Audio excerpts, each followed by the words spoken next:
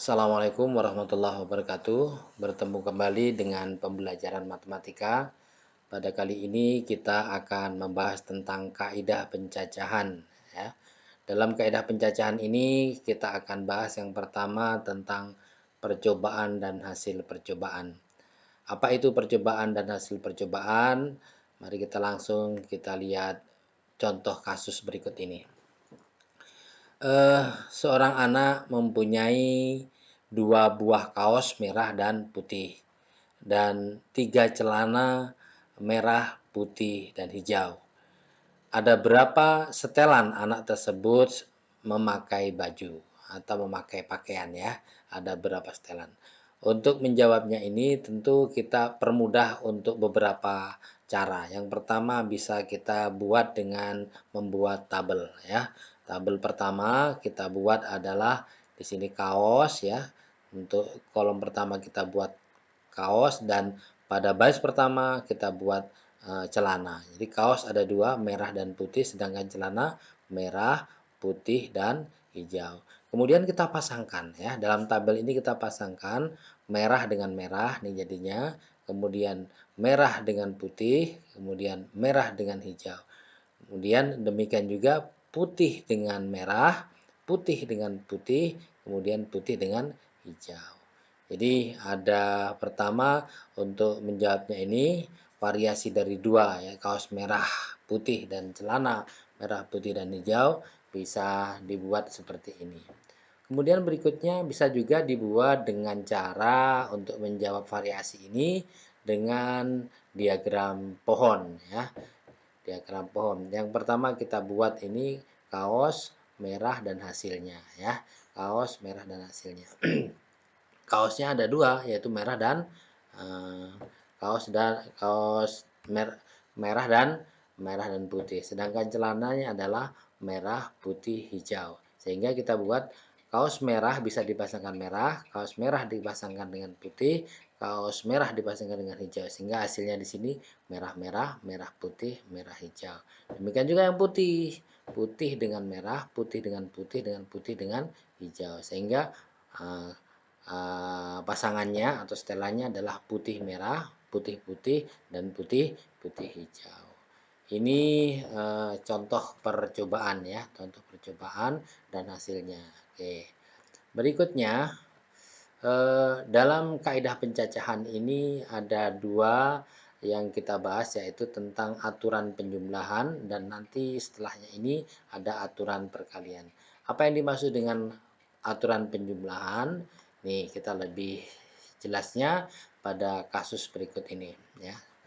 Eh, Contoh soal misalkan eh, Andi, Budi, dan Caca teman sekelas.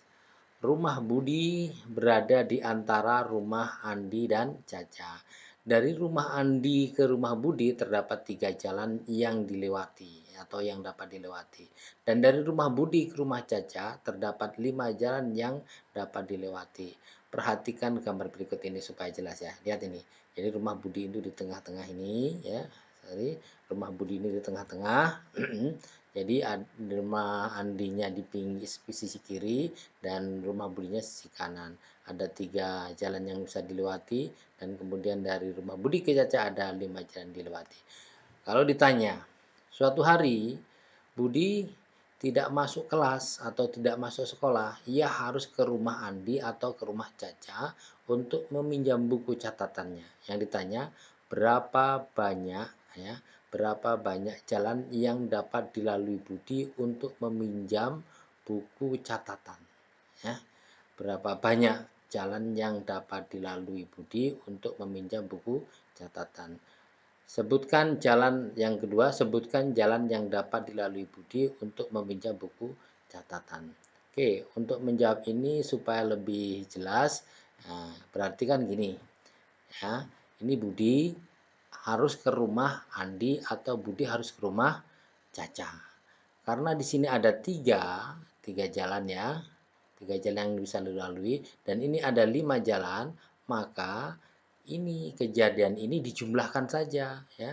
Ini 3 dan ini 5 berarti ada 8. Ada 8 jalan. Jadi untuk menjawab berapa banyak jalan yang dapat dilalui Budi untuk meminjam buku, itu ada 8 jalan ya. Ini jawabnya. Jadi ini penjumlahan, ini aturan penjumlahan. Jadi kalau kasusnya itu berbeda ya. Berikutnya, sebutkan jalan yang dapat dilalui Budi untuk meminjam buku itu. Ya ini ada jalannya. Jalan A, B, C, kemudian 1, 2, 3, 4, dan 5. Jadi ada 8 bisa disebutkan. Dengan demikian, yang disebut dengan aturan penjumlahan itu apa?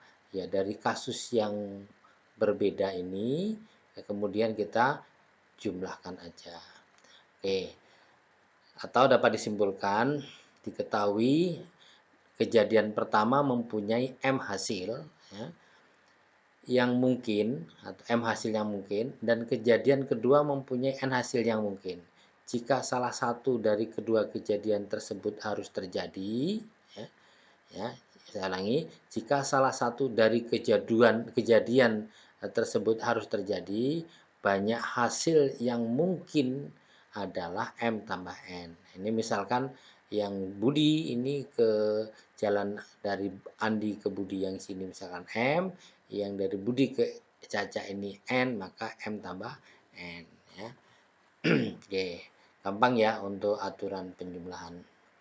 Oke, berikutnya kita akan membahas tentang aturan perkalian ya, tentang aturan perkalian. Oke, apa itu aturan perkalian? Lebih jelasnya atau lebih cepatnya kita bahas contoh soal berikut. Ini misalkan dari angka-angka 0, 1, 2, 3, 4, 5, dan 6 akan dibentuk bilangan ribuan ya. Tentukan banyak bilangan ribuan yang dapat dibentuk ya. Jadi ada berapa angka nih? 0, 1, 2, 3, 4, 5, 6. Berarti 1, 2, 3, 4, 5, 6, 7. Dari 7 angka akan dibentuk bilangan ribuan. Tentukan banyak bilangan ribuan yang dapat dibentuk. Oke, kita bisa jawab di sini ya. Angka-angka yang dapat menempati nilai tempat ribuan itu ada 6, yaitu 1, 2, 3, 4, 5, 6 ya. Ini berarti hanya 6, padahal ini ada angka 7 ya. Ada 7 angka, yaitu 0, nolnya di mana ini? 0, 1, 2, 3, 4, 5, 6 ini kan 7 angka. Nolnya tidak ada. Ini karena ribuan, 0 tidak bisa masuk atau tidak bisa digunakan. Oke. Kemudian angka-angka yang dapat menempati tempat ratusan, puluhan, dan satuan ada 7 ya kan. 0, 1, 2, 3, 4, 5, 6, nah itu bisa semua. 6, 7 angka ini bisa semua.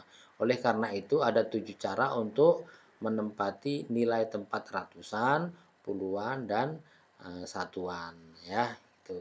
Oke, jadi dengan demikian dapat dilihat dalam susunan tabel berikut.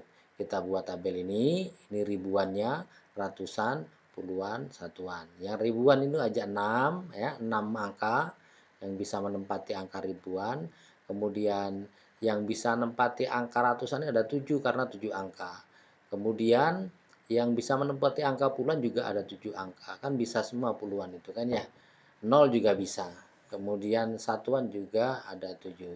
Jadi banyaknya bilangan ribuan yang dapat dibentuk itu dikalikan saja. 6 dikali 7 dikali 7 dikali 7. Berapa jumlahnya? 2058. Jadi ada 2058 bilangan ribuan yang dapat dibentuk. Ya. Oke. Dengan demikian bisa kita simpulkan ya. Dari diketahui kejadian pertama mempunyai M hasil, kemudian yang mungkin, dan kejadian kedua mempunyai N hasil yang mungkin.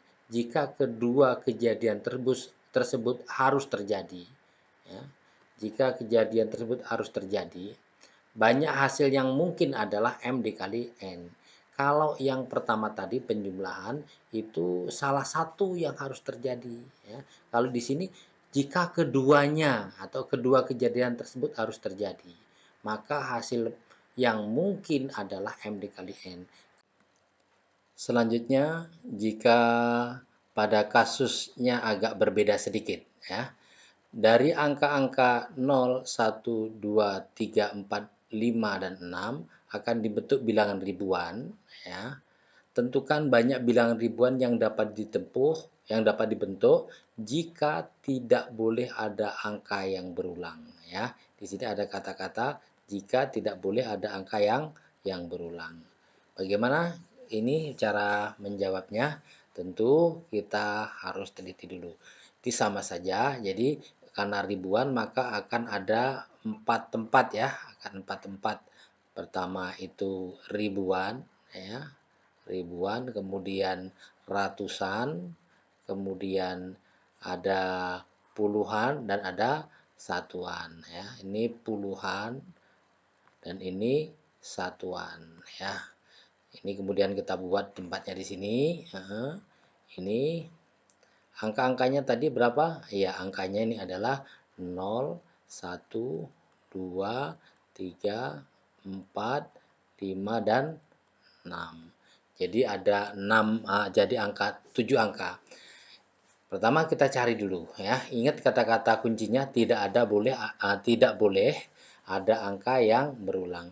Ribuan, 0 boleh nggak di ribuan? Tentu tidak bisa, ya.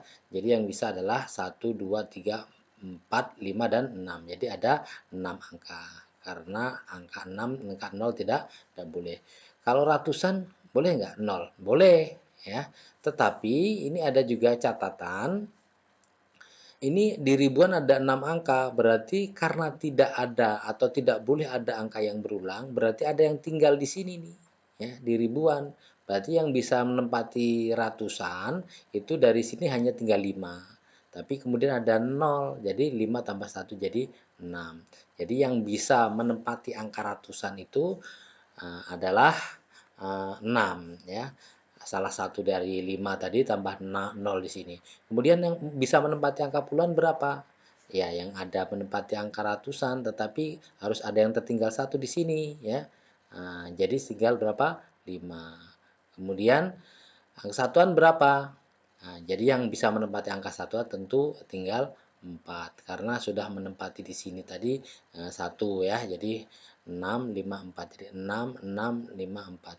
Sehingga bisa dijawab sekarang banyaknya bilangan ribuan yang bisa dibentuk dari angka 0, 1, 2, 3, 4, 5, dan 6 adalah 6 dikali 6 dikali 5 dikali 4. Sama dengan berapa? Ya, 720 angka ribuan ini, ya. Jadi gampang, ya, ternyata, ya, untuk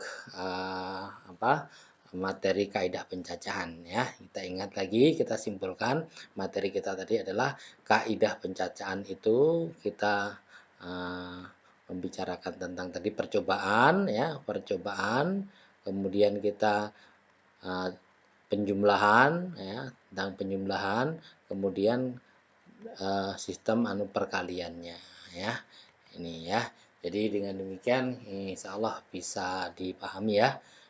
Demikian saja, mudah-mudahan bermanfaat. Saya akhiri. Assalamualaikum warahmatullahi wabarakatuh.